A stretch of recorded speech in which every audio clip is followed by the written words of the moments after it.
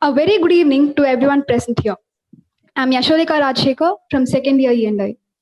GCT Alumni Association is humbled to present our webinar series, Great Conversations and Talks, bringing GCT alumni back to the campus. It is my pleasure to welcome you all to the 15th episode of our webinar series. We are extremely happy to have Mr. Kanishka, an alumnus of GCT from batch 2013. I extend my warm welcome to our eminent guest speaker, Mr. Kanishka Russell, and all the participants of our webinar. Before moving on to the webinar, we have some ground rules. All the participants are kindly asked to mute yourselves. If you have any queries or questions, please use the chat box. With this welcome note, I hand over the session to our guest speaker. Over to you, sir. Yeah. Hello all. I'm Kanishka Russell.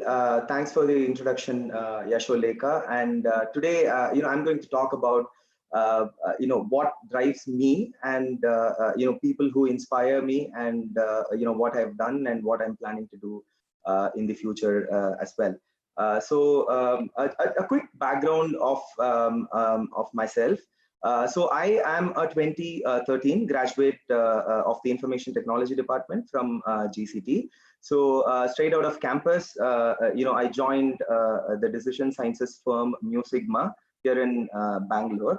And during my college, I was active in almost all the groups. I was part of the Literary Debating Society. I was the PlaceCom coordinator for my batch, computer science and IT department, and I was part of the orchestra, so on and so forth.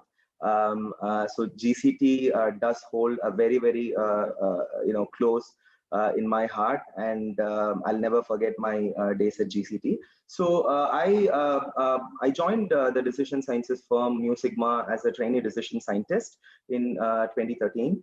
And I was there for a year, before I moved on to pursue my postgraduate diploma in management from the Indian Institute of Management, Ahmedabad. During my time at IIM-A, I was again part of quite a few groups. I was part of the operations club. I was part of the music club, I was part of the student exchange program as well. And I interned with Bank of America Merrill Lynch during my stay at IIM-Ahmedabad. And I had received a pre-placement offer, and I joined Bank of America Merrill Lynch in 2016, straight out of campus from IIM-Ahmedabad. And I joined as an analyst with the corporate and investment banking team at Bank of America Merrill Lynch. And I was there for a good 3-4 years before I moved on to start my venture, Frioche. So that's a quick gist of what I've done thus far. I'll probably split this session into 2 sections. One, basically, I'll talk about my key learnings and what are the kind of lessons that I've learned, and what I would pass it on to my juniors who are watching this webcast. And the second section, I would be talking about people who have inspired me, and people who are changing this world for the better. One of the reasons why I'm including the second section is because I'm still on my quest towards greater things in life. So I'm incorporating people who have already done it, people who have already been extremely successful, and people who have changed the world. So let me move on to my first stint post my undergraduation. That was at IIMA. So one of the things that was a stark difference from where I started at GCT and when I moved on to my first job at IIMA was that it was a cultural change in itself. In the sense that IIMA here was a place that was a startup which was full of some 25, 26-year-olds who were working on some of the hardest and most amazing problems which were in the world. And my biggest learning, I spent 1 year at IIMA, and my biggest learning was that my first day at Mu Sigma, my CEO had given a talk to all of the new recruits, and he told only one thing, that it's never about what you know. It is always about what else do you know. And I think that kind of stuck to me, and it has always been a sense of deep learning and progress in terms of knowledge thereon. And if you think about any career or any field for that matter, I think things are changing so rapidly, and it is very, very important for one to keep updating themselves and keep imparting new concepts and new technologies, and adapting themselves to the changing environments to have a very sustainable career, so forth.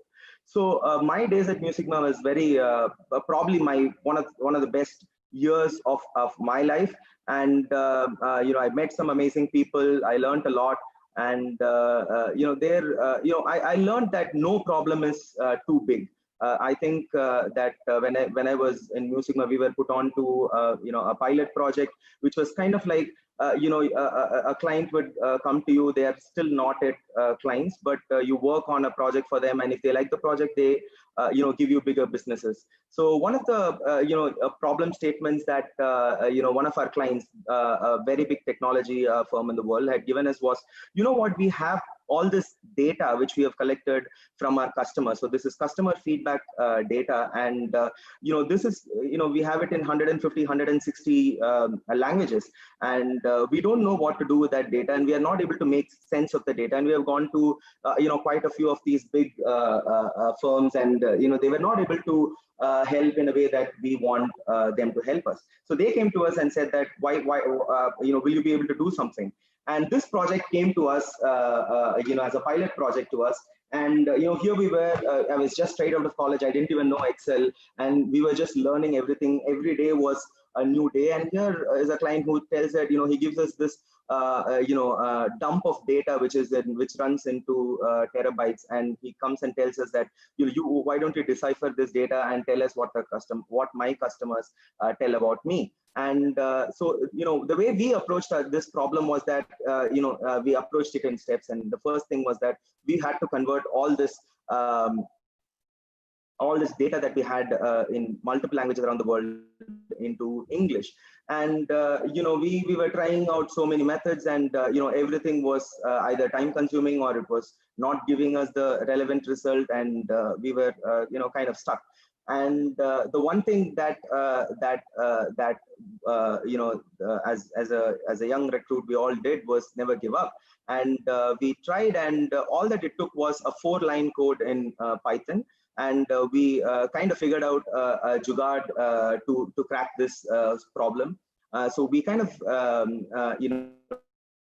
imported backend code for Google Translate into Python, and we ran a code. It's just a for loop which will take every line from the Excel sheet and put it onto the Google Translate and give us the result. And it just took 10 seconds to convert 10 lakh lines of customer feedback data into English. And we converted the client, and it's $1 million client today. And so arguably that's one of the best times that I've spent there, and it gave me a new perspective towards problem solving and how I approach customers. So then I went on to pursue my postgraduate diploma in management from the Indian Institute of Management, Ahmedabad. And IIM-A was again one of the most pivotal moments, at least for me in my life. It was for a simple reason that I come from this middle class Tamil family, and I went to GCT, and all the exposure that I had till I got into GCT was that of my town and my school, and that's it. And when I had gone to IIM-A, that was when I really realized what education was all about. And I'm not blaming the system as such, the educational system in South India, but I think that one of the things that we all get into a trap is what you can see is on the left hand side of my screen is that you are trained to replicate stuff, and that's all that people do for the most part. And you are trained to if there's a question, and you are trained to just reproduce the answer that is there in the textbook, or so on and so forth. And for the most part, that's what I had done, at least till I had gone to the IIM-Ahmedabad. And the first few months were just like the biggest shock of my life. And because the simple reason is that in IIM-A, you are trained, you are kind of encouraged to think differently and solve a problem analytically. And that was a kind of a very stark difference from the educational system that I grew up to the educational system I went to when I went to IIM-Ahmedabad. And this was kind of tough. It is not easy because here I was probably amidst like some 200, 300 of the best minds in the country, and the pressure was immense. But I think that it taught me resilience, and it taught me to fight back and to learn as much as I could from the program. And it gave me a different perspective, and what we call an education, moving from a mirror kind of an education to opening the windows and showing the world, and this is the world, and you can go and explore and change things. So so that was one of my best experiences that I've had in terms of learning. So I then went on to work with a Big Four global bank, Bank of America Merrill Lynch, and I was not inclined to finance when I got into the Indian Institute of Management, Ahmedabad. It came with that. It was like an accident that I got into Bank of America Merrill Lynch. So I joined as an analyst with the corporate and investment banking team. And that was, again, everything was new. So I didn't have any background in finance till I got into Bank of America Merrill Lynch. So I had to learn everything, and it was again a very challenging environment to work with some of the best minds in banking. And one of the things about banking is that it's a funny place in a sense that my the way I look at banking was that banking is all about risk and risk management. And it's after the 2008 crisis, banking has changed so much that anything innovative, anything new that you want to do, it's very hard just because of the risk involved.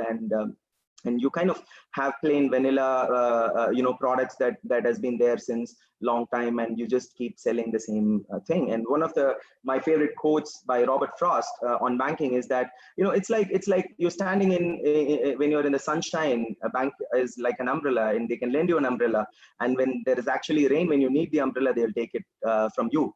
So that was kind of the system that I was, at least when I was working with Bank of America Merrill Lynch. Not to say that I didn't have any learning. I had amazing people and amazing learning, but one of the problems was that when the time I got into banking, banks became highly risk averse, and so you didn't have the leverage to try out new things and try out innovative stuff.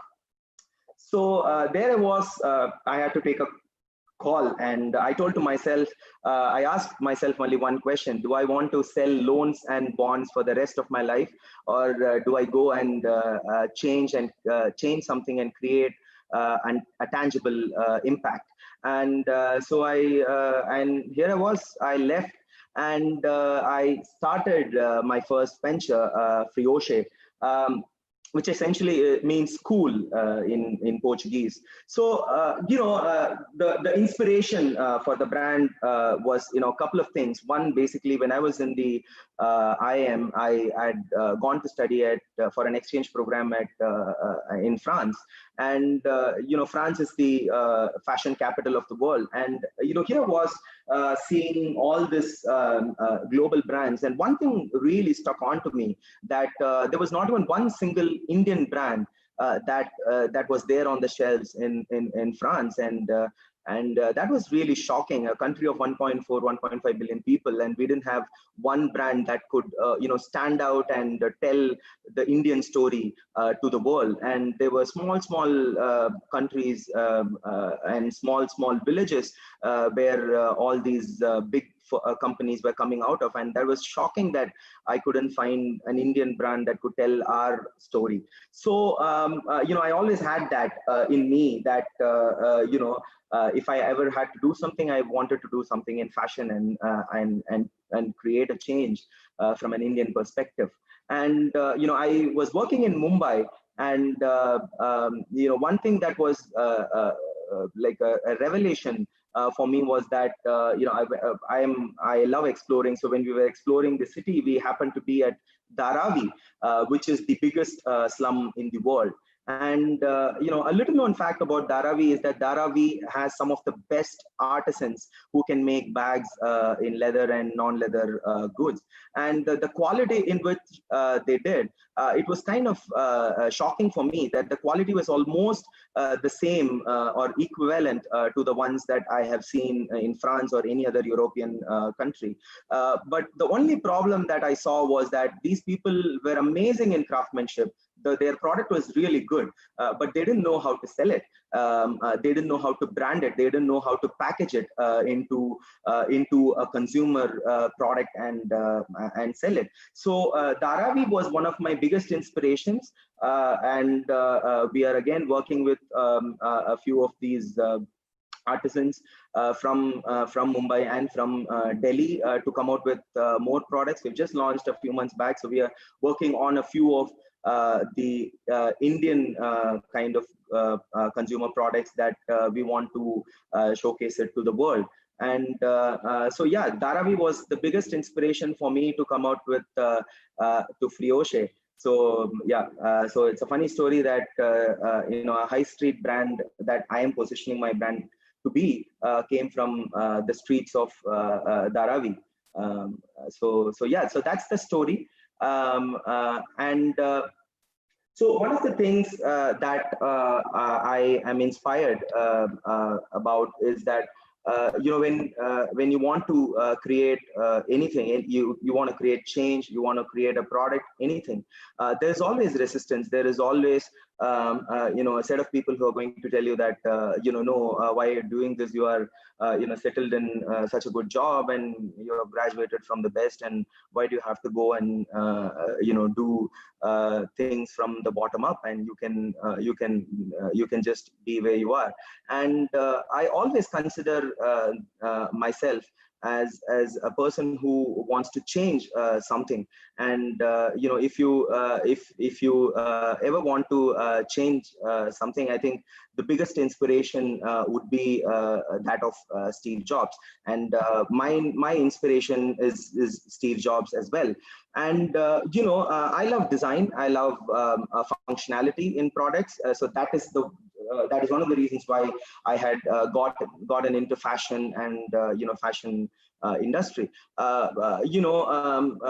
For me, my biggest inspiration for design or for functionality comes from none other than Steve Jobs. You don't associate Steve Jobs with with art or anything like that, but I think that the biggest contribution that he ever did was to the field of design and functionality and art. And I think that was the kind of change that he got into the field. And there are a lot of stories that I can think of, but one story that stands out and comes to me is that Jonathan Ive, who designed most of Apple's products, the iPad, the iPod, and iMac, and so on and so forth. He was the lead designer at Apple, and Steve Jobs would walk into his office every day, and Steve Jobs is the CEO of the firm, and he would walk into Jonathan Ive's office every day, and they would just go. They would close the doors of the design unit at Apple headquarters, and they will close the doors, and they both will go inside and go to every single product that is being made, and have a look at it, and and discuss it for hours. Whether it is looking good, whether is the design fine, whether is it when I touch it, is it feeling good and or not. So a person who's the CEO of the firm at that time, Apple was itself big. So they don't need to do it, but Steve Jobs was so passionate and so focused, and he loved design so much that every day he used to go and spend hours, just trying to find out whether the curve that is there at the end of the phone is beautiful, whether the button that they have put for switch on and switch off is fitting well into the socket, or whether the socket for the charger is fitting in properly, or is beautiful, or how would the customer use it. Why would you want a scroll on your display screen for the customer logbook as opposed to any other kind of a functionality? So I think that my biggest inspiration in terms of how to create a product that is beautiful and how to package it into something that is desirable came from none other than Steve Jobs. And one another thing that I learned from him was that you should always have the courage to follow your heart and intuition. And it's very hard to convince yourself to follow that, because the world is full of noise. You have so many people around you, and who are going to tell you different things, and who are going to confuse you. So the most difficult thing in the world is to follow what your heart says and what your intuition says. And I think that when I had to quit my job, a very lucrative job at Bank of America Merrill Lynch, all that I had to answer was that what do I want to do in life, not what others want me to do, or not what others think I should be doing. And the answers have always been very simple and straightforward. It's always that you always follow what you want to do and what your heart tells you. So I'll stop here, and I want to play a small video, and just let me know, Gautam or someone, if the audio is audible.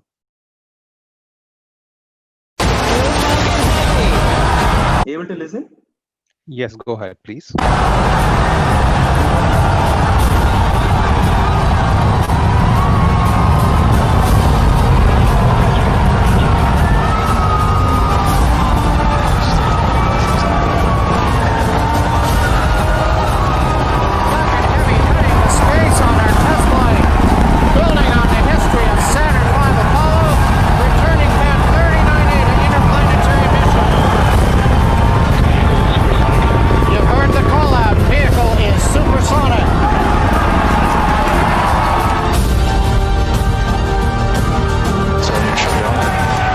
boosters vehicle.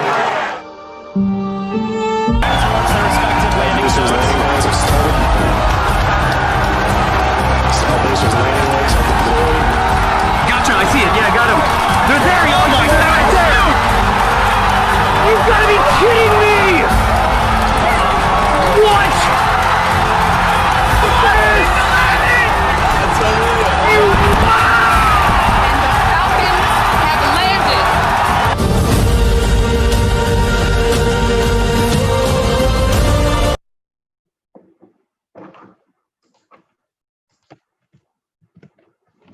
I'm sure most of you would have seen that that was one of the most iconic scenes in recent times. And the reason why I wanted to play that video is that one of the things that I want you guys, the juniors, to understand is that there are people around you who are changing the world, who are making a difference to the human race. And it is never, you never feel small to go and change or do something. Even if you fail, you're going to be more valuable to the people around you, or to the community that you have served. It is very important to always aspire to change something. And that was that was one of the monumental efforts that Elon Musk had done. And no one ever, in 50 years of space race, right from the 1950s, ever thought about even landing a rocket back after launching. No one ever thought about it. And here was this kid from South Africa who had gone with a dream to the to Canada and to the US.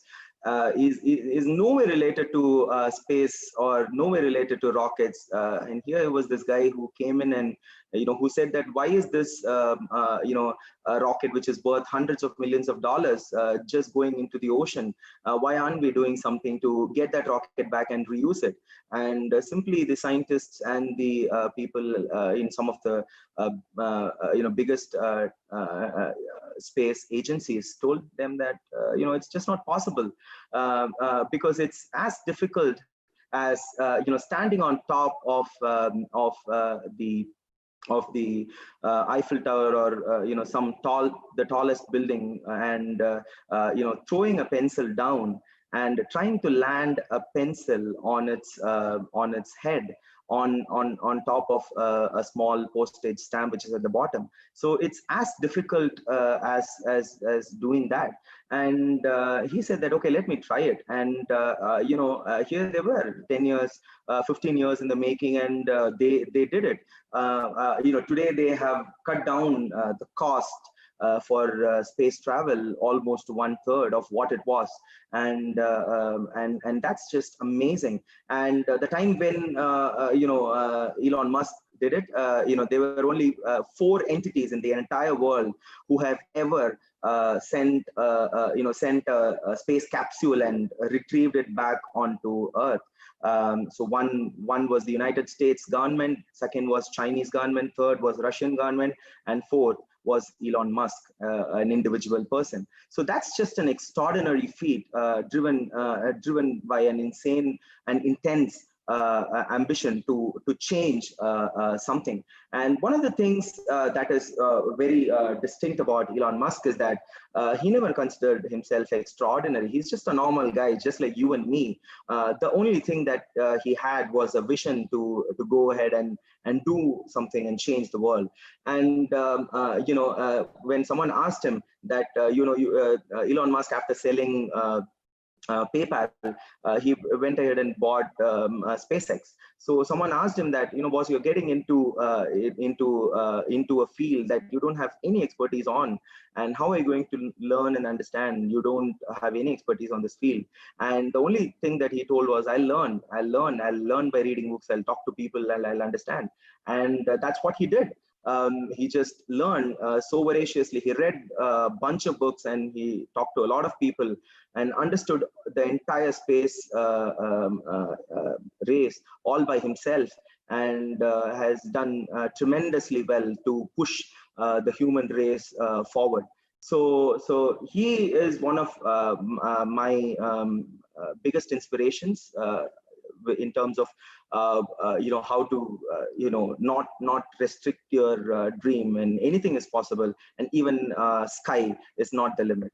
So next I want to talk about something very different from space. So this is nothing to do with space at all, but have a look.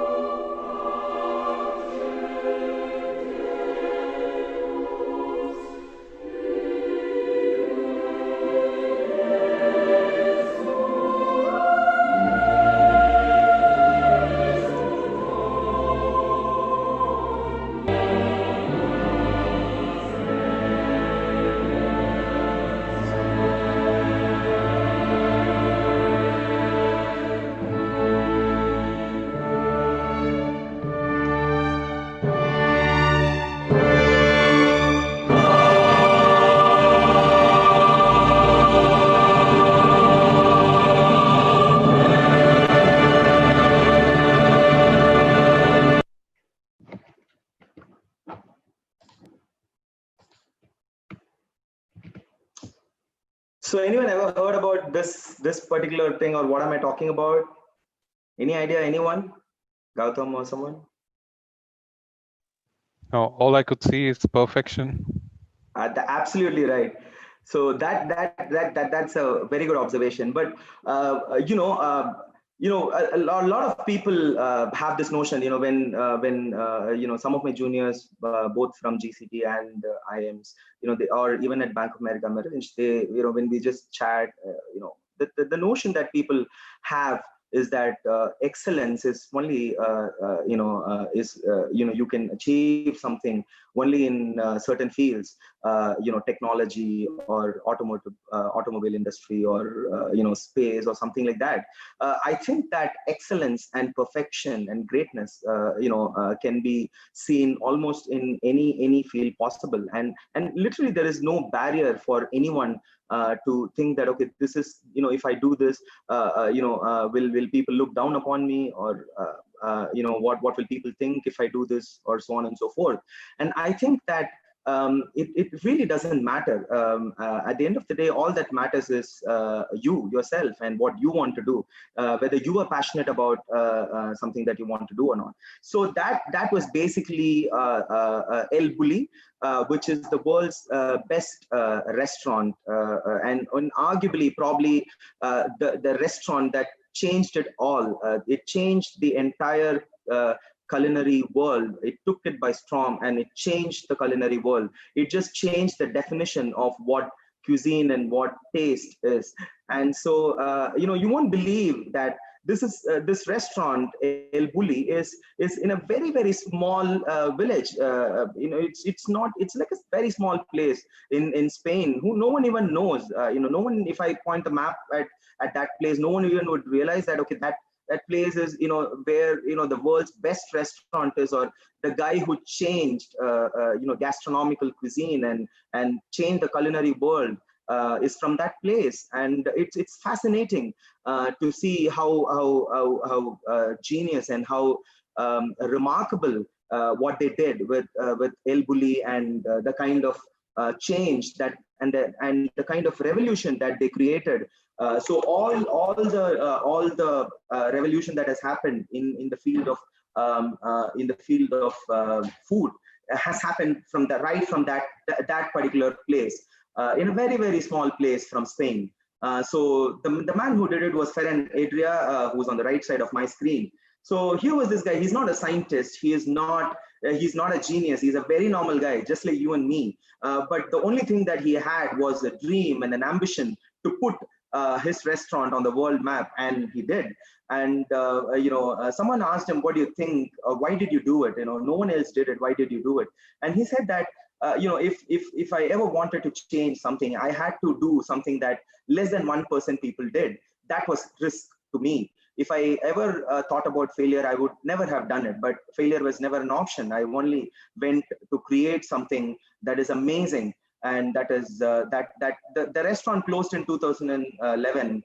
It just ran for like a good 20 years. That's it. But the impact and the kind of change that small place created on the entire world is just phenomenal. And he is considered as the godfather today in modern cuisine. So so that's Ferran Adrià. And I want to talk about one more normal person. When people talk about leadership, when people talk about greatness, you always tend to get drawn towards legends, and get drawn towards people who are born great or born genius. But I firmly believe that there is no one that is born great. I think everybody works hard, and I think the thing that makes the difference is how you look at life and what is your attitude towards life. So here I want to show one more guy, but I think let's wait for that. Okay, so so one of the things that I wanted to check with you guys is that can anyone tell me what this country is? I have circled it. Can anyone tell me what this country is? It's in Europe. It's near Finland and Belarus. Estonia. Yeah, who's that?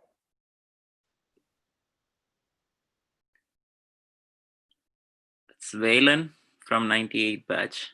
Yeah, great, Vela. That's Estonia. And anything that you can tell about Estonia? What is so special about Estonia? Maybe on the lighter side, you get tax-free liquor.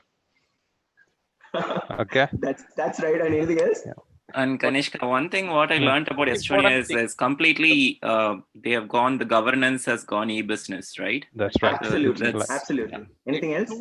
Two things as a professional that we need to know about Estonia is number one, they are the first country in the world who have gone their entire governance in the blockchain platform. Okay, as a technology.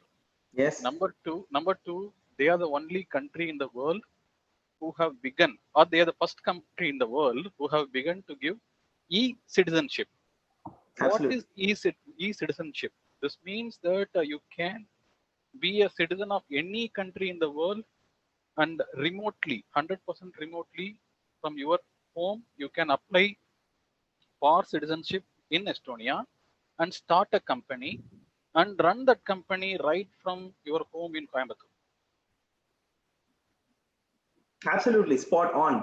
I think that most of people would not even know what this country is. A very small country. The entire population is just 1.3 million. That's just RS-puram, Gandhipuram, and Singanallur combined. It's as small a country as that. This country has almost the only country that is completely digitized. The entire government processes, like our fellow friends said, that the entire government is digitized. And one of the other things that I in my talk that I wanted to bring is that Estonia has the highest startups per capita ratio in the entire world. And they have more startups per capita than any other country in the world. Such a small country, only because of good governance and also because of their culture of helping their fellow citizens and helping outsiders come and create something. And all my exploration on Estonia started when I started digging deep into Skype. Skype was basically built in Estonia, and I was shocked that a program like Skype or something that has a global impact can come out of such a very small place. And they have quite a few of these unicorn startups that have emerged, and they are kind of considered as the startup capital in Europe. And it's an amazing country, and what a small country could achieve. So you would have seen Ask Robin and TransferWise, Bolt. All these startups have come out of Estonia. And the reason why I wanted to bring this is that a lot of people have this notion that what, I'm in this small place, and I'm from this, I'm studying here, and I don't have any greater vision, or how can I do something from this place. And I only tell them that all that matters is your belief in yourself and what you want to do, and you can go ahead and achieve greater things. And talking about Estonia, I wanted to talk about one more kind of a company that is very near to Coimbatore, where you guys study, which is Milky Mist. So I have this habit of having a look at the manufacturer details whenever I have a good product. And when I came across Milky Mist, and I saw that this is made in a very, very small village near E Road, and I was really shocked. And I went and read about it, and it was started by a guy who is an 8th standard dropout, and all the education that he has had is only till 8th standard. And here he is running an 800 crore company, and which really provides really good product, one, and two, provides helps the community around them. So someone went and asked him that, one of the toughest challenges that people have in the dairy industry is that, how do you source your milk, and how do you ensure that the quality is maintained? He says that it's very simple for us. We just believe in the in trust, and we always believe in working with the community, and not that the community works for us. So he collects milk from all around his place, his village, and all that he does is that he pays 5 to 6 rupees extra more, so that the farmers or the people who get the milk also benefit out of it. And with that, he has created a very, very sustainable ecosystem, which is currently flourishing, and it is one of the most promising companies. A lot of PE VC funds are currently looking into investing into that company, and it's hard to believe that it is run by someone who has just completed 8th standard. So education and where you are from literally doesn't matter. All that matters is whether you have it in you to go and try something and change something. Okay, so I won't bore you guys more. I will just complete it with one last video.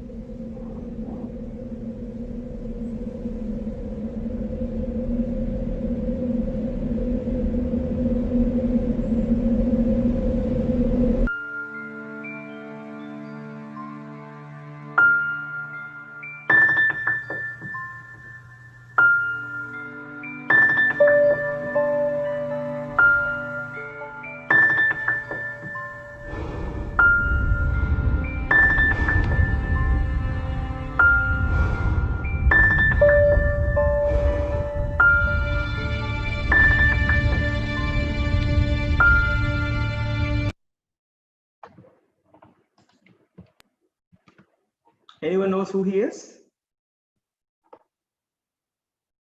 Or what he was trying to do? Well, he was taking the biggest risk anybody can dream of. I'm sure he did. He's crazy. So a lot of people would call him crazy. So he's Alex Honnold, probably the only guy in the world who does that kind of climbing, which is called free soloing, which essentially means that you climb without a rope, or you don't climb you climb without any gear. So you just climb with your hands and feet. That's it. So it is considered as the most difficult sport, in the world, because at the end of the day, if you fall, you're dead. So it's as simple as that. But a very, very interesting person. He has written this book called Alone on the Wall. So if you ever have time, you can go ahead and read it. This guy is very, very interesting and fascinating to me because a lot of my leadership principles and the way I look at leadership comes from this very young guy. He's just 27, 28. In the world of mountain climbing and rock climbing, it's a very, very arduous and difficult kind of a setting where even climbing with ropes is very risky, and a lot of people lose their lives. And this guy goes ahead and climbs without the ropes. And the way he does it is that he practices the route with ropes at least 20 to 30 times before he actually does it without the rope. But still, the risk remains that he falls, he dies. So someone went to him and asked him, and why are you doing this? This is so risky, and why do you want to do it? And he said that all that I've known in life is climbing, and I'm very passionate about climbing, and climbing without ropes gives me a challenge that I want to surmount every single time. And so someone asked him that you can't keep doing this for a long time. You might end up dying doing this, because one wrong step and you're going to die. And he says that, honestly, I don't look at it that way. The way I look at it is that I always look up, and all that matters is my next step. And if my next step is right, I can never fall, and I will never fall. So his entire focus when he is climbing is only on his next step, and what is his goal, and which is a summit. And if you ever get to read about him, it's really fascinating what he does. And it seems sometimes crazy, but he's not crazy. If you actually read about him, he has these very detailed journals of every single step that he's going to take, and he maps it down, and he knows what he's doing clearly. He has still not fallen. He's the first person to climb North Face. He's the first person to climb El Capitan, which is considered as almost near vertical tall peaks. This is 2,000, 3,000 feet. And he says that it doesn't matter whether I'm climbing a 2,000 feet wall or a 200 feet wall, because if I fall from a 200 feet wall, I'm anyways going to die. And even if I fall from a 2,000 feet wall, I'm going to die. So I might rather as well climb a 2,000 feet wall than a 200 feet wall. So the perspective, the perspective which he looks at life is very, very interesting. And I would just want you guys to just go through some of the things that I have learned personally from him. One is basically always do what you're passionate about. That's all that matters in life. And if someone had given me an option to, someone is going to tell me that I'll give you $1 billion and do something that I'm not passionate about, and if someone gives me another option to do something I'm really passionate about and not offered me anything, I would always choose the later. The reason is very simple, because if you want to sustain a career, or if you want to do something for a longer term, you can't be doing it if you don't really enjoy it. And a lot of people, a lot of my juniors, come to me and tell that, what, I'm so, I'm so agitated. I don't like this job. I want to quit this job. I don't know why I'm here. I don't know why I'm doing this. I don't know why I'm doing that, and so on and so forth. So I think it all stems down to only one thing. Are you passionate about what you're doing? If you're always passionate about what you do, I don't think there will ever come a day where you're going to tell that today I don't want to go to work, or today I don't want to go and do something. So that is the biggest lesson that I see it. And he's very passionate, because if you're not passionate about solo climbing, you're not going to do it, because any wrong step you're going to do, you're going to die. So it's a risk, but he doesn't see risk that way. It's a very different way that he sees risk. So the other thing that I told was always look up and keep moving forward. One of the things that again I see in a lot of my juniors is that they keep looking at their past and keep telling that, oh no, what, I should have done this, I should have done that, I don't know why I took this decision then. It doesn't matter really, because you are where you are. So all that matters is just look up and keep moving forward, because there's no point. You can't go back and change the past, and you're not going to achieve anything by thinking about your past. So when I was discussing with Gautam, one of the things that he said was a lot of students who are currently studying in GCT have this thing that they couldn't clear NEET, and that's why they had to take up engineering. So they're really not happy with engineering. All that doesn't matter. You always look at things from the point that you are in, and you just move forward. So do not think about what you didn't or couldn't do. Always think that that's past and where you are, and just move forward. Because if someone asked him that, do you ever get scared? And the only answer Alex Honnold ever told was that I only get scared when I look down. Because if I ever look down, I'm going to get scared, obviously, because I'm climbing this 4,000 feet wall and I'm at the 3,000 feet. If I'm going to look down, I'm obviously going to get scared. So I never look down. Not even in single one of his climbs he has ever looked down. He always looks up, because when you're looking up, you only see the summit and the sunshine. You never see the darkness and the clouds below you. So giving up is not an option. Recently, a couple of days back, one of my juniors at IIM-Ahmedabad unfortunately took a life. And it is very unfortunate that people give up so easily. Again, coming back to his example, if you think about it, you are at the 3,000 feet and you have 1,000 more feet to do. And if he decides that, what, I'm not going to do this, I'm going to give up, he's going to die. And sometimes in life, giving up is never an option. You just have to assume that you cannot give up, because different people have different reasons. For him, it is his life, because if he gives up, he's going to die. But for others, it might be their families, because if you give up, then you're giving up on your family. There are people who might be dependent on you. There are other friends who might like you and who might look up to you as an inspiration. And if you give up, you're letting them down. So giving up is never an option, and never think about giving up. And the fourth thing is that no wall or challenge is insurmountable. So, Alex Honnold was asked this question that, he climbed one of the toughest climbs of his life, which is the El Capitan, which is almost a near vertical wall. It's almost like 85 degrees, and you're climbing a near vertical wall without a rope. And it's full granite, and it's very slippery, and when the sun shines, it's very hot. So it's very hard to hold on to those walls. And someone asked him, he said, boss, you have climbed this highest, one of the most toughest peaks in Yosemite in the United States, and what are you going to do? He's like, I'm going to look for the next wall, a next big challenge that I'm going to look forward to. So what is important is that you always have a goal. You always have something that you look forward to doing, and there is no a full stop. There is always comma in life. I look at life that way. You can never say that I have achieved, I've come here, I've done this, I've done that. It's always a comma, and you should always keep moving forward. And always believe in yourself, because if the two things that he believes the most, one is his hands, and the second are his legs. So all that he believes in are his hands and his legs. So those are the ones that are going to keep him alive, and nothing else.